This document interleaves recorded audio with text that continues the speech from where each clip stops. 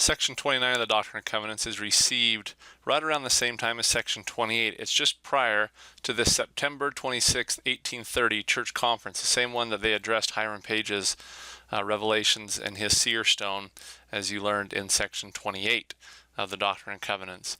To give you a little background to understand Section 29, because you're going to see it shift. This becomes, Section 29 does, a great theological revelation. It's a revelation all that covers really a span of the rebellion of Lucifer in the premortal life to things dealing with the creation of man, all the way to the end of the last days, the second coming, and the redemption of mankind. Well, what brings about this sweeping narrative of a revelation? Well, you have to understand that Section 29 is given just after Joseph Smith has translated some of the book of Genesis. He recorded up to Moses 5. As a matter of fact, he recorded Moses 5 in Fayette just prior to the conference, and Moses 5 deals all with the events of the fall and rebellion of Lucifer in the premortal life, and Moses 4 is all about the fall of Adam and Eve.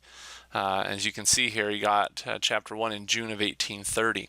With that in mind, look what historian and scholar Robert J. Matthews from BYU's Religion Department said. He's one of the great scholars on the Joseph Smith translation. Quote, thus, for maximum comprehension, the prophet's translation of Genesis 1 to 5, or what we call Moses 2 to 5, should be read just prior to a study of Doctrine and Covenants 29, since that appears to be the order in which they were received. The historical relationship between these two revelations begins a pattern repeated in later revelations, a pattern which shows that many of the concepts contained in the Doctrine and Covenants were first presented to the mind of the prophet during his translation of the Bible, and actually were recorded first in that translation. Later, many of these subjects were enlarged upon and appeared as parts of various sections of the Doctrine and Covenants. I think that is a great insight, because while Moses 2, 3, 4, 5 tells us what happened, the events, section 29, you will see, it's almost like Joseph learned those events or translated them, and then the Lord also taught him and revealed to him concepts, theology, doctrine pertaining to those.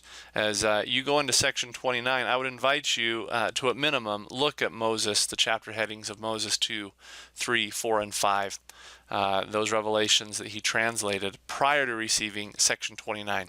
And I think that'll give you some insight into the doctrines, the wonderful theology and concepts that the Lord reveals through his prophet Joseph Smith in section 29. Good luck as you study this great, great enlightening section.